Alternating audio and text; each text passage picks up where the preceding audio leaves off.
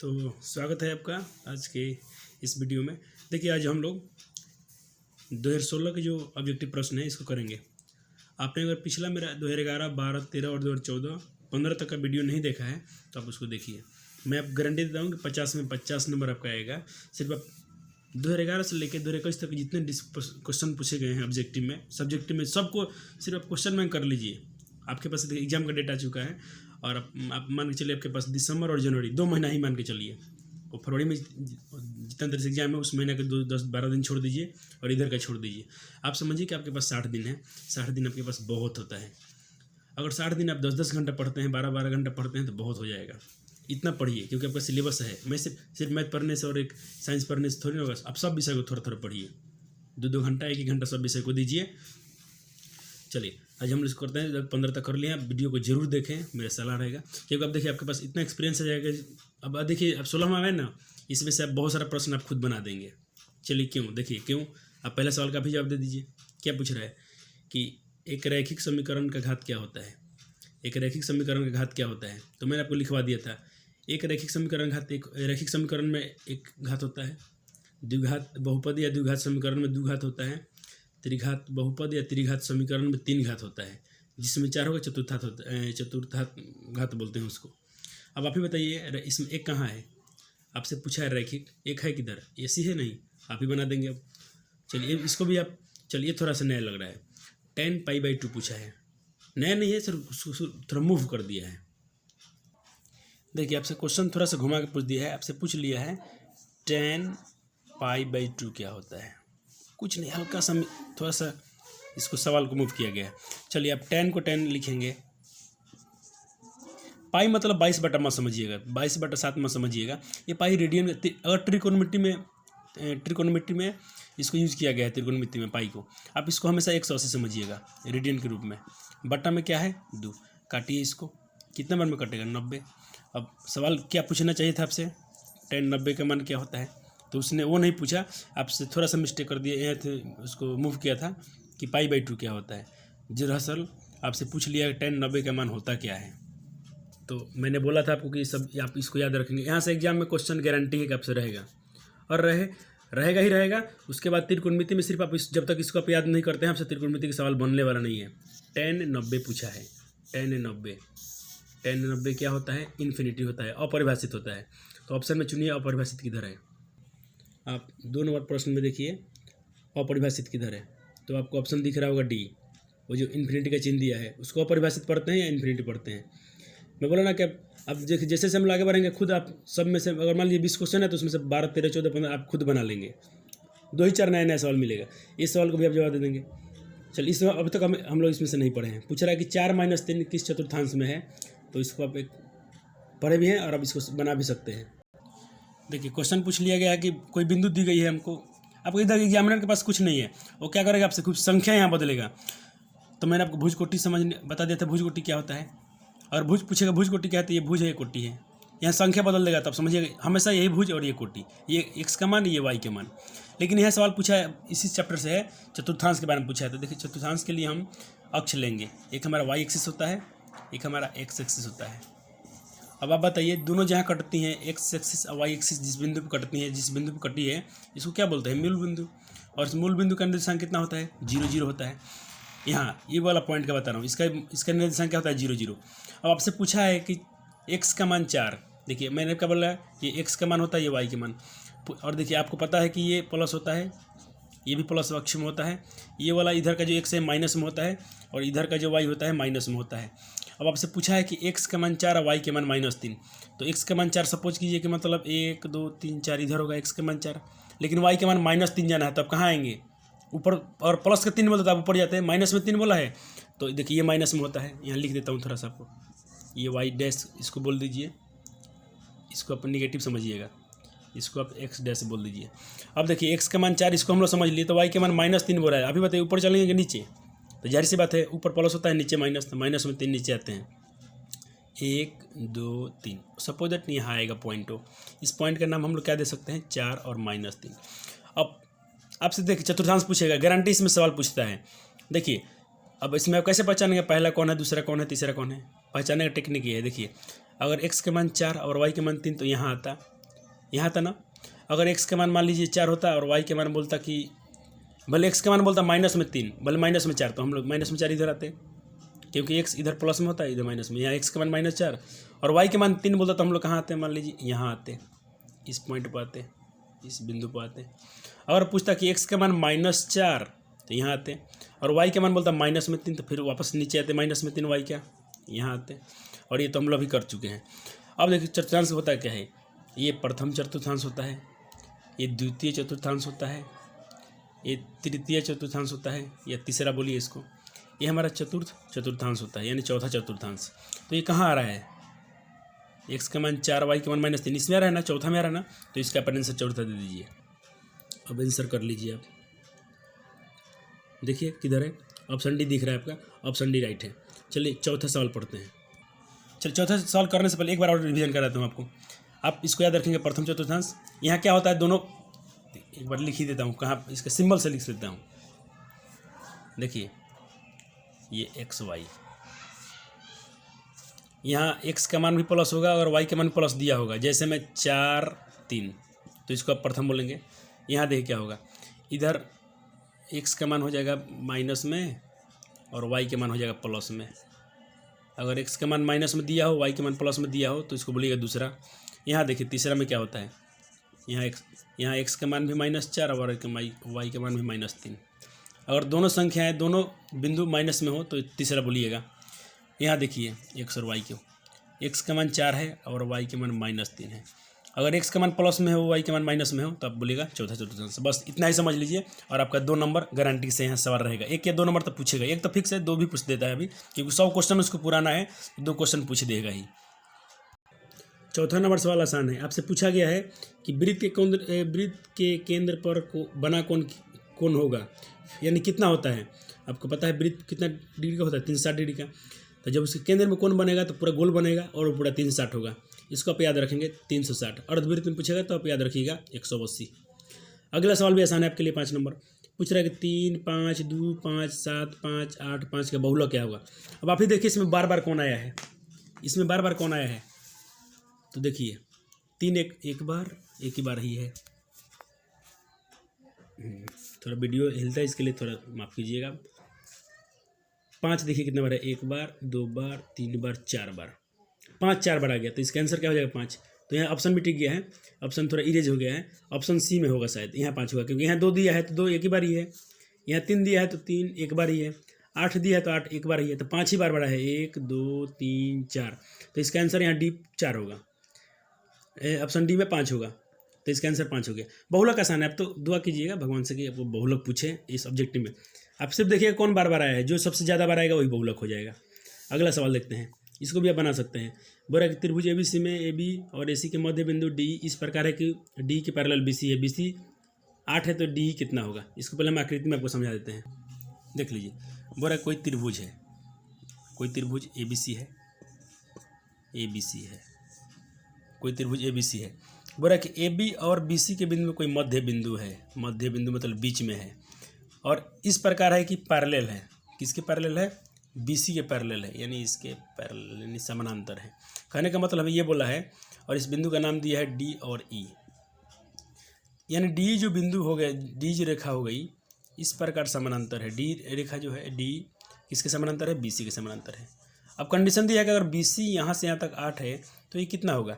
अब आप ही बताइए, 8 के मध्य, ये तो पूरा यहाँ से यहाँ तक 8 है और इसके मध्य में है यानी आधा में है, तो 8 का आधा क्या हो जाएगा, 8 का आधा कर दीजिएगा 4, कितना हो जाएगा 4, तो इसका आंसर 4 हो जाएगा। तो देखिए ऑप्शन 4 किधर है, तो इसका ऑप्शन सी आंसर हो गया, 6 का सी। चलिए 7 नंबर, एक सिक्का को उछालने पर चिताने की प्रक्रिया बताइए। चलिए मैं इसी क्वेश्चन में आपका प्रोबेबिलिटी वाला जो क्वेश्चन है ना ऑब्जेक्टिव, इसको पूरा ख़त्म ही कर देता हूँ, इसका खेल ही ख़त्म कर देते हैं एक ही क्वेश्चन पे। देखिए आपको मैं चीज़ बता रहा हूँ, एक सिक्का से सवाल पूछेगा आपसे, या पूछेगा डाइस यानी पासा से पूछेगा, ज़्यादा इसी में से पूछता है, कार्ड ताश से पूछा है लेकिन ज़्यादा इसमें से पूछता है। आप सिक्का में बताइए क्या क्या होता है। सिक्का में एक तरफ हेड होता है, एक तरफ टेल होता है। और डाइस का बात करेंगे हम अपना लूडो का, जो लूडो खेलते हैं हम लोग, डाइस उसको पासा बोलते हैं। डाइस में कितने 6 होते हैं, फलक कितने होते हैं 6, तो इसमें डाइस में कितना होता है 6, तो पास देखिए सिक्का में कितना पहलू होते हैं, एक और दो, दो ही पहलू होते हैं, एक और दो, यानी हेड और टेल। तो जो इसका पूरा इसका जो स्पेस होगा एन एस जिसको बोलते हैं, एन एस कितना हो जाएगा, 2 हो जाएगा। कितना हो जाएगा, 2। थोड़ा समय लग रहा है, लेकिन इसी वीडियो में एक ही क्वेश्चन पे मैं आपका पूरा प्रोबेबिलिटी वाला सवाल खत्म कर देता हूँ। आप सब्जेक्टिव बना लेंगे इसी क्वेश्चन से, ऑब्जेक्टिव तब का छूटेगा ही नहीं। डाइस में देखिए कितनी संख्याएँ होती हैं, 1 से लेकर 6 तक। कहाँ तक, 1 से लेकर 6 तक। आप लूडो फेंकेंगे तो या तो 1 आता है, 2 आता है, 3 आता है, 4 आता है, 5 आता है या 6 आता है। सिक्का फेंकते हैं तो या तो हेड आता है या तो टेल आता है, यानी चित या पट आता है। तो उस देखिए सिक्का का एनएस जो होता है 2 होता है। कितना होता है, 2। और डाइस का एनएस कितना होता है, 6 होता है। कितना होता है, 6। तो जब भी देखिए अगर सिक्का से सवाल पूछ रहा है आपसे, अगर सिक्का से सवाल पूछ रहा है तो कभी कभी दो सिक्का बोल देता है, एक सिक्का बोल देता है 2 सिक्का उछालने पर। इसमें तो एक सिक्का पूछा है, कभी कभी 2 सिक्का पूछेगा। सिक्का में पहलू कितने होते हैं, 2।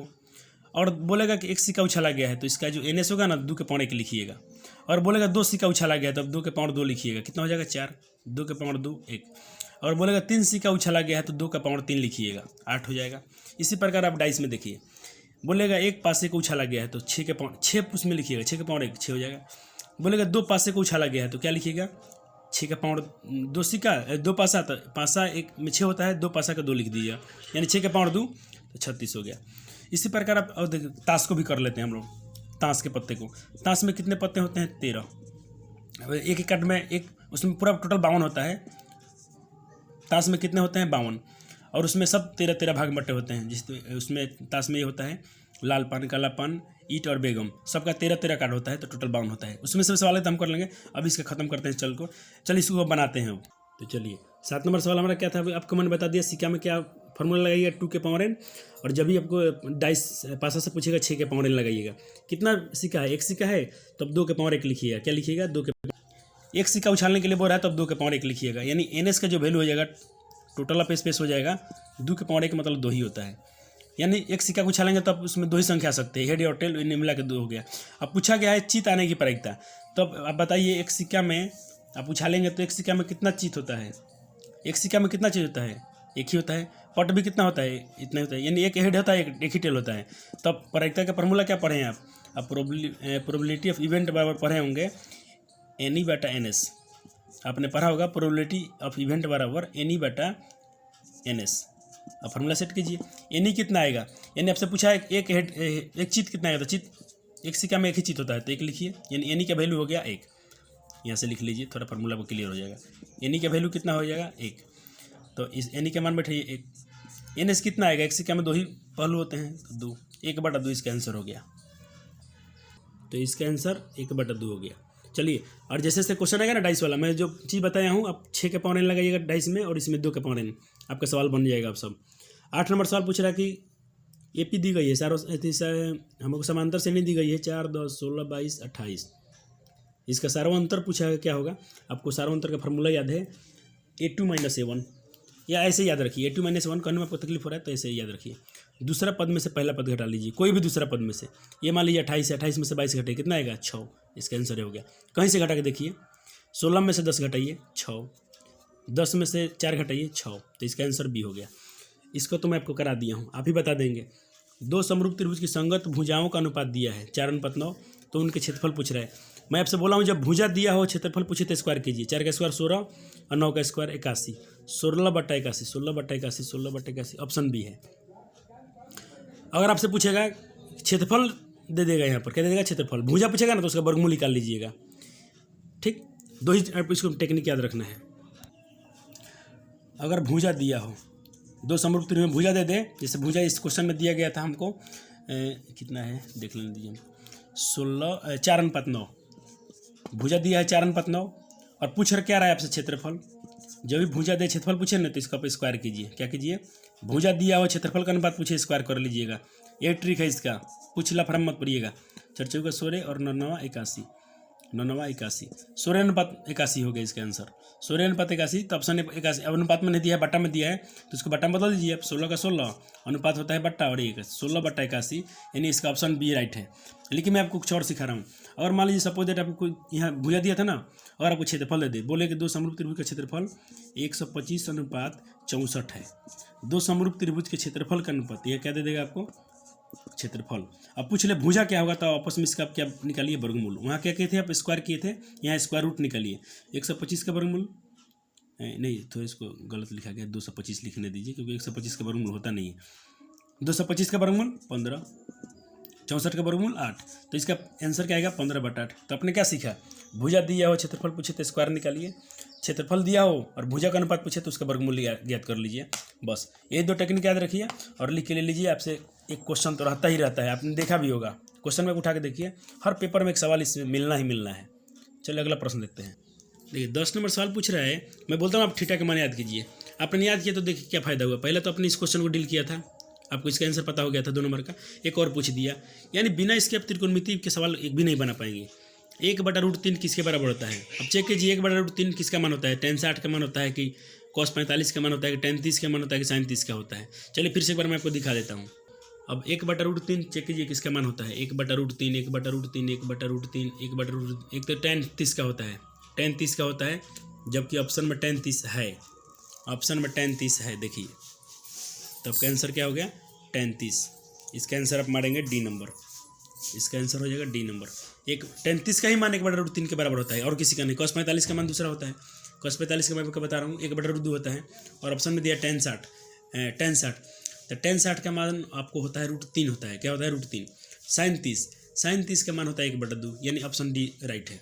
आपको सबको याद होना चाहिए, पूरा इसको पूरा याद रखिए। एक बार इसको देखिए, अभी समय है आपके पास, अभी 2 महीना टाइम है ना, 60 दिन है।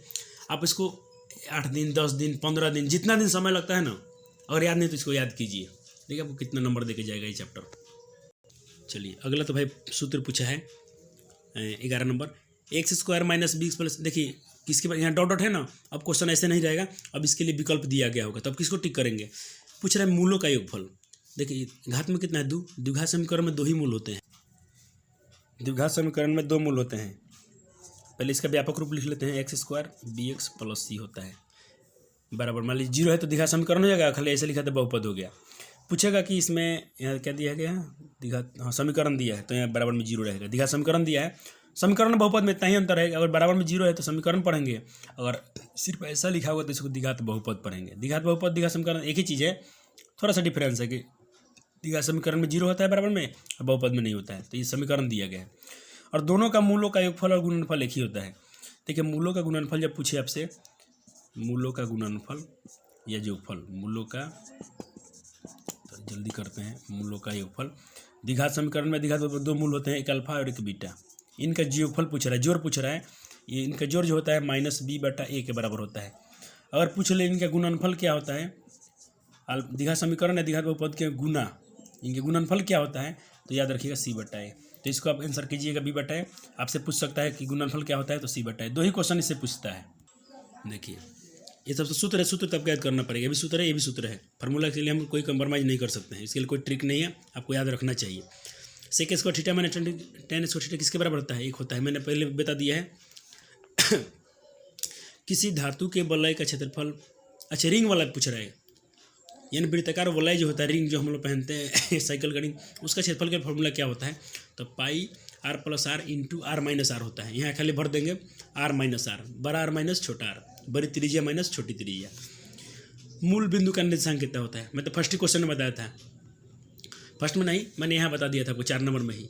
जब चतुर्थांश से करते हैं, दोनों बिंदु जहाँ कटती हैं, x अक्ष और y अक्ष जिस बिंदु पर कटते हैं उसे मूल बिंदु कहते हैं, उसका निर्देशांक क्या होता है, 0 0 होता है। क्या होता है, 0 0 होता है। मूल बिंदु का निर्देशांक क्या होता है, 0 0। तो इसको आप भर दीजिएगा, आप 0 0 पर टिक कीजिएगा। 1 4 5 x 5 12 का माध्य 7 है, तो x का मान क्या है। ये क्वेश्चन बहुत VVI है, इसमें से आपको सब्जेक्टिव पूछता है और ऑब्जेक्टिव में तो रहता ही रहता है। देखिए सवाल दिया गया था 1 4 x 5 12, ये प्रेक्षण दिया गया है, इनका माध्य भी दे दिया है, इनका माध्य क्या है, इनका माध्य 7 है। बोला कि इन संख्याओं का माध्य 7 है, तो x का जो अज्ञात राशि जो x है, इसका वैल्यू क्या होगा। इस फार्मूला का तब देखिए सवाल में 45 सेकंड में आप इसको बना सकते हैं, आपको भी समय भी तो दिया था है ना, आप इसको 45 सेकंड में हल कर सकते हैं। और थोड़ा कैलकुलेशन आपका फास्ट है तो आपको 20 सेकंड 30 सेकंड में ही कर लेंगे। जब इस पर का सवाल पूछे ना माध्य का, तो माध्य का सूत्र आपने क्या पढ़ा है, अभी मैं लिखता हूँ, लेकिन आप ऑब्जेक्टिव जब बनाएंगे तो इसको लिखेंगे नहीं, मैं लिख इसलिए रहा हूँ कि सब्जेक्टिव पूछेगा तो इस तरह बना दीजिएगा। माध्य का फार्मूला होता है कुल प्रेक्षणों का योग, कुल प्रेक्षणों का योग, मैं शॉर्टकट में लिख रहा हूँ, पूरा लिखिएगा, कुल प्रेक्षणों का योग बटा कुल प्रेक्षणों की संख्या, बटा कुल प्रेक्षणों की संख्या। ऐसे ये सूत्र होता है। लेकिन ऑब्जेक्टिव अगर आप बना रहे हैं तो आप कुछ मत कीजिए। अब माध्य होता है ना, माध्य दिया कितना है, 7 दिया है, बुरा माध्य 7 है, 7 लिखिए। कुल प्रेक्षणों को जोड़िए, जोड़ेंगे किसको, 1 को, 4 को, x को, 5 को, 12 को। ये तो माध्य दिया गया था 7, तो यहाँ माध्य के सामने 7 लिख दिया हमने। बटा संख्या इनका जोड़ी कितना है, ये 12 है, थोड़ा इसको साफ लिखते हैं। 1 2 3 4 5, 5 संख्या तो 5 लिखिए। इसमें गुना कीजिए, क्योंकि ये भाग में है तो गुना में जाएगा। 7 5 कितना हो जाएगा, 35। अब जोड़िए कितना बच रहा है ऊपर, 1 का 4 5, 5 10 12 22, और कितना है x का मान पूछ रहा है ना, कुछ मत कीजिए, यहाँ प्लस में 22 इसको लगा घटा दीजिए, यानी 35 में से 12 घटाइए, क्लियर हो जाएगा। 35 माइनस का हो जाएगा हमारा 22, यहाँ क्या बचेगा x, घटाइए कितना बचा, 5 में से 2 गया 3, 3 में से 2 गया 1, 13। जो x का मान पूछ रहा था ना कितना है, 13 है। इस सवाल को आप जरूर बनाइएगा। ऑब्जेक्टिव पूछे तो सब्जेक्टिव आपको 20 से 30 सेकंड, ऑब्जेक्टिव में नहीं तो क्या कीजिएगा, इसको मत लिखिएगा, डायरेक्ट इसका वैल्यू लिखिएगा। अब मन में सोच लीजिएगा माध्य होता है तो माध्य लिखिए, उसको जोड़िए और एक लाइन को ऐसे गुना करके 35 लिख दीजिए। इसको जोड़ के आप घटा लीजिए, यहीं से इसको भी लिखने की जरूरत नहीं है। आप x का मान पूछ रहा है, इसको घटा लीजिए इसमें से, क्योंकि यहाँ प्लस में तो यह घटेगा ही, घटेगा तो उसमें जो बचेगा वही वैल्यू हो जाएगा। सब्जेक्टिव पूछता है तो इस पर का पूरा बनाइएगा अच्छा से। ऑब्जेक्टिव पूछेगा तो जल्द से जल्द बनाने की कोशिश कीजिएगा, लेकिन बनाइएगा जरूर सवाल को। 30 सेकंड लगे, 40 सेकंड लगे, 50 सेकंड लगे, 1 मिनट भी लगे तो इसको आप जरूर बनाइएगा। देखिए चलिए इसका हम लोग कर दिए, कितना आया था, 13 आया था इसका आंसर। तो अब ऑप्शन 13, अब यहाँ तो भलने पहले ये होता था, बहुत पहले 2016 17 18 तक कैसा होता, 17 तक होता था। अब तो विकल्प रहेगा, उस पर टिक करना है आपको। अब ऑप्शन जहाँ 13 देखिएगा, इसका आंसर 13 मार दीजिएगा। किसी असंभव घटना ई की प्रायिकता कितना होती है। देखिए अगर निश्चित पूछेगा तो 1 होती है, असंभव पूछेगा तो 0 लिखिएगा। कितना लिखिएगा, 0। 2 चीज़ याद कीजिए, मैं बोलता हूँ आप लिख लीजिएगा अपने नोटबुक में। निश्चित प्रायिकता का मान 1 होती है, अनिश्चित या असंभव घटना की मान 0 होती है। कितना होती है, 0। इसको आप लिख लीजिएगा। पूछ रहा है किसी बिंदु, चलिए इसको मैं समझाता हूँ, इस थ्योरी को। किसी बाह्य बिंदु से वृत्त पर खींची गई स्पर्शरेखा की लंबाई कितना होती है, अरे बराबर होती है। कैसे होती है, मैं सिद्ध करके दिखा रहा हूँ आपको। आप सोचिए कि आपके पास कोई बाह्य बिंदु है, ये एक बाह्य बिंदु और एक वृत्त है यहाँ पे, क्लीन हो जाए भाई। एक वृत्त है, सर्कल है, कोई बाह्य बिंदु कहीं भी रख लीजिए और इसको आप स्पर्श रेखा खींचिए वृत्त पे। स्पर्श रेखा किसको बोलते हैं, जो वृत्त को छू के जाए। ये मान लीजिए छुआ, थोड़ा तिरछा हो रहा है, फिर स्केल से कीजिएगा, अच्छा आएगा आपका निष्कर्ष। और इस यहाँ से भी एक और स्पर्श रेखा खींचिए। तो स्पर्श रेखा मतलब नीचे से छू के जाना चाहिए, यहाँ से आना चाहिए। अब आप नापिएगा स्केल से इसको और इसको, जहाँ जहाँ स्पर्श किया है। मान लीजिए इसका नाम आप ए देते हैं, इसका नाम बी देते हैं, इसका नाम सी देते हैं, तो आप ए बी को नापिएगा और ए सी को नापिएगा। अगर इसका 5 आता है तो इसका 5 आएगा, यानी क्या आएगा, बराबर आएगा। तो इसका आंसर क्या हो जाएगा, बराबर होती है। एक कुछ देखिए और क्वेश्चन इसके पूछता क्या है, तो उसको मैं फिर से करा देता हूँ। पूछेगा कि बाह्य बिंदु से वृत्त पर कितनी स्पर्श रेखा खींची जा सकती है, कितनी खींची जा सकती है, तो 2। किसी वृत्त पर बाह्य बिंदु से यानी बाहर बिंदु से कितनी स्पर्श रेखा खींची जा सकती है, 2। याद रहेगा। अब चलिए पूछेगा कि तीसरा सवाल क्या पूछता है, यहाँ से 3 ही प्रश्न पूछेगा। एक तो ये लंबाई पूछा तो बराबर बता दिए, कितनी स्पर्श रेखा खींची जा सकती है बाहर से, बाह्य बिंदु से, तो 2। अब पूछेगा कि एक वृत्त पर कितनी, सिर्फ एक पूछे, ऐसा पूछे, एक वृत्त पर कितनी स्पर्श रेखा खींची जाती है, कितना। अब बिंदु कहीं ना बोलेगा कहाँ से, बाहर से या अंदर से, सिर्फ पूछेगा कितनी स्पर्श रेखा आप खींच सकते हैं, तो आप बोलिएगा हम अनंत रेखाएं खींच सकते हैं। स्पर्श छुआ के हम इस पर स्पर्श करती हुई रेखाएं अनंत खींच सकते हैं, अपरिमित रूप से अनंत। तो अपने 3 आंसर याद रखना है। एक वृत्त पर कितनी स्पर्श रेखा खींची जा सकती है, तो अनंत। एक वृत्त पर बाह्य बिंदु से कितनी स्पर्श रेखा खींची जा सकती है, 2। कितना, 2। और बाह्य बिंदु से स्पर्श रेखा की लंबाई कितनी होती है, तो बराबर होती है। ठीक है, याद रहेगा। देखिए मैं आपको इतना पावरफुल बना रहा हूँ, एग्जामिनर का देखिए औकात कितना है। जो मैंने इस सवाल को क्या पूछा था, कितनी लंबाई कितनी होती है, तो आपने बता दिया बराबर होती है। मैंने साबित भी करके दिखाया 17 नंबर का। अब देखिए उसका औकात क्या है, 2 सवाल और पूछता है ना। एक वृत्त पर कितनी स्पर्श रेखा खींच, आप एक वृत्त पर कितनी स्पर्श रेखा खींच सकते हैं, अनंत बताइएगा। और किसी वृत्त पर बाह्य बिंदु से कितनी स्पर्श रेखा खींच सकते हैं, 2। एग्जामिनर देखिए, एग्जामिनर कुछ गलत नहीं होते हैं, जो कॉन्सेप्ट है वहीं से ना पूछेंगे। अब 3 ही कॉन्सेप्ट बचा है इसमें से, अब 3 को ही याद रखिए ना। एग्जामिनर कभी पूछते हैं कितनी स्पर्श रेखा खींच सकते हैं आप, तो अनंत। कितने बाहर से कितने, तो 2। एग्जामिनर कोई फालतू सवाल नहीं पूछते हैं आपसे, जो कॉन्सेप्ट होता है वहीं से पूछते हैं। तो अब कॉन्सेप्ट पढ़ लीजिए ना, आपसे कहीं से भी दिक्कत नहीं होने वाला है। और मैं वो करूँगा, जितना क्वेश्चन आएगा सबका जितना होता है उसको सबको बताते चलता हूँ मैं। अब एक प्रश्न में मैं 3 करा रहा हूँ आपको। कि क्या पूछ सकता है वो आपसे। अब देखिए इसका भी मैं करा दिया हूँ बहुत पहले। पूछ रहा है किसी द्विघात समीकरण का विवेचक शून्य हो तो दोनों मूल क्या होते हैं, दोनों मूल क्या होते हैं, बराबर होते हैं। देखिए इसके लिए मैं आपको लिखवा देता हूँ कि आप एक बार याद रखिए इसको। पूछ रहा है कि डी के मान क्या बोल रहा है कि विवेचक क्या हो, विवेचक या विविधकर क्या हो, 0 के बराबर होते हैं ना। ये विवेचक इसी को बोलते हैं, विविधकर विवेचक इसी को बोलते हैं। किसको, b² - 4 इसी को। इसको क्या बोलते हैं, डी बोलते हैं। डी के मान 0 के बराबर हो जाए तो मूल क्या होता है, मूल पूछा था मूल क्या होते हैं, तो मूल क्या होते हैं, बराबर होते हैं, दोनों मूल बराबर होते हैं। और पूछेगा डी के मान यानी विवेचक का मान विविधकर का मान 0 से बड़ा हो जाए, ग्रेटर देन 0 से बड़ा हो जाए तो 2 वास्तविक मूल। अगर 0 से छोटा, अगर ऋणात्मक हम लोग डी निकाले, आंसर माइनस में आ गया यानी 0 से छोटा आ गया तो हम लोग बोलेंगे कोई वास्तविक हल नहीं होता है, इसका कोई हल नहीं होता है। अब 3 याद रखिए ना, अब 3 ही कॉन्सेप्ट है, यहीं से प्रश्न पूछे जाते हैं। कभी ये पूछे जाएंगे तो कभी ये, कभी ये। एग्जामिनर में गलती क्या है, सिर्फ आप में थोड़ी सी कमी है। आप तीनों को याद रखिए, एग्जामिनर यहीं से प्रश्न पूछेगा आपसे। चलिए अब हमारा प्रश्न है 19 नंबर। 2 बिंदु दी गई है, 2, 4 और 0, 0। बोला इसको जोड़ने वाली मध्य बिंदु, तो आपको इसमें सामने बिल्कुल दम नहीं है। मध्य बिंदु की फॉर्मूला क्या होता है, देखिए आपको 2 बिंदु दी गई थी, एक बिंदु का मान लिया अपने 2, 4 इसको दिया गया था, और एक बिंदु दिया था 0, 0। इसको जोड़ने वाली, ये बिंदु को और ये बिंदु को जो जोड़ेंगे, ये जोड़ने वाली रेखा का मध्य बिंदु क्या होगा, तो मध्य बिंदु का निर्देशांक क्या होता है, आपने याद किया होगा, x1 + x2 बट्टा में 2, y1 + y2 बट्टा में 2। आप देखिए अब आपको प्रश्न होगा दिमाग में, x1 x2 किसको बोलते हैं, कुछ नहीं है भाई, आप लिखिए ना x और y, यहाँ पे लिखिए ना x और y। देखिए ये पहला बिंदु है ना, तब 1, 1 लगा दीजिए तो ये आपको x1 y1 हो गया। ये दूसरा बिंदु है ना, तो आपको 2, 2 लगा दीजिए। इसी प्रकार तीसरा है तो x3 y3 हो जाता। तो आपको सूत्र बैठाइए, x1 कितना है 2, x2 कितना है देखिए 0, बट्टा में क्या लिखेंगे 2, फार्मूला से 2 आया। y1 कितना है 4, y2 कितना है 0, बट्टा में क्या रखेंगे 2, 2 0 जोड़ेंगे तो कितना होगा 2 होगा, बट्टा में 2, 4 और 0 को जोड़ेंगे तो कितना होगा 4, बट्टा में 2। इसको कैंसिल करेंगे एक बार में, इसको कैंसिल करेंगे 2 बार में, तो उसका जो मध्य बिंदु का निर्देशांक क्या आया 1, 2, कितना आया 1, 2। सवाल में दम है बताइए तो आपको लेकिन मैं आपको समझाने के लिए इतना एक्सप्लेन कर रहा हूँ, आपको एग्जाम में जरूरत नहीं, आप तो पेपर देख के ऊपर ही जोड़ लीजिएगा उसको। आपको पता होगा कि x1 y1 किसको बोलते हैं, उसको मन में जोड़िए और कर लीजिए, आपका आंसर राइट आ जाएगा।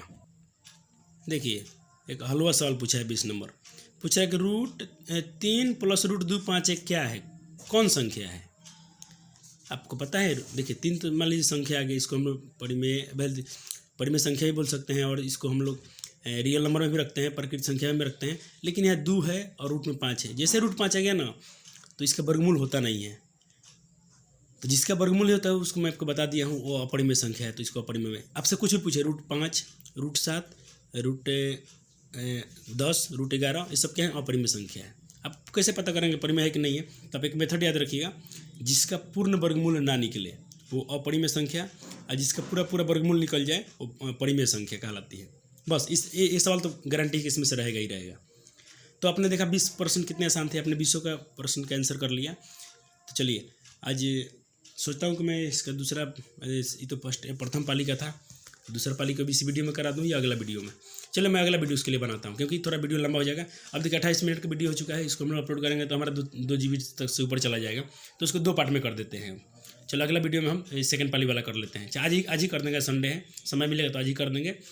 आपसे मेरा एक निवेदन है कि अब आप हमें थोड़ा सपोर्ट कीजिए, हमारे चैनल को आप समझिएगा आपका ही चैनल है ये, इसको अपना समझ के इसको आप शेयर करते रहिए, अपने दोस्तों से जोड़िए, उनसे भी बोलिए कि वो किसी और को जोड़े, क्योंकि हमारा चैन जो होता है नेटवर्क बहुत बड़ा होता है, और इसमें हम देखिए आपके लिए संदेश एक दूसरे से पहचाना है तो हम लोग एक दूसरे के सहारे से जा सकते हैं। तो अब आपका फर्ज इससे इतना बनता है कि जब इसको देखें आपसे कुछ फ़ायदा हुआ आप इसको शेयर कीजिए। सिर्फ मैं आपका देखिए अभी आज हिंदी का वीडियो डालने वाला हूँ, हिंदी का भी हो सकता है, संस्कृत का। मैं आपका मतलब फर्स्ट डिवीजन का तो गारंटी देता हूँ कि आपका जो लड़के नहीं पढ़े उनके लिए बात कर रहा हूँ, उनका तो फर्स्ट डिवीजन गारंटी में यहाँ से आ जाएगा। और जो पहले से पढ़े हैं, बहुत पूरा बुक सिलेबस बाई सिलेबस पढ़े हैं, चैप्टर बाई चैप्टर पढ़े हैं, तो उनके लिए तो ये वरदान साबित होगा। इसीलिए इस बैच को हमने क्या नाम दिया है, वरदान बैच। वरदान उनके लिए हो जिससे कुछ नहीं आता वो यहाँ से फर्स्ट डिवीजन ला सकता है, और जिसको आता है वो तो भाई यहाँ से बहुत उसको फ़ायदा होगा, वो तो मेरिट में जाएगा। चलिए थैंक यू, मिलते हैं अगले वीडियो में।